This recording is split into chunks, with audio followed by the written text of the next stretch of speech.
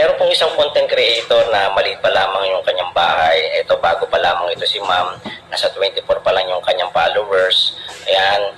At meron siyang sinabi dito sa kanyang video. Panoorin po natin.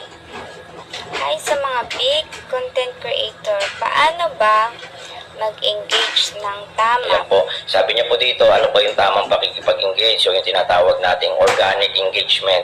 Pag sinabi po kasing organic engagement, kapag mayroon pong dumaan dun sa wall mo, mga videos man yan, picture, written post, pag dumaan sa wall mo, kailangan mo pong mag-react, mag-comment, no? At kung nagustuhan mo, pwede mo ring i-share, lalo na yung videos na napapanood natin, kailangan tapusin po natin ito. Ito po kasi yung tinatawag nating organic engagement, no? Na gagawin natin dito sa Facebook para lumago po yung ating bahay at gumanda po yung ating performance.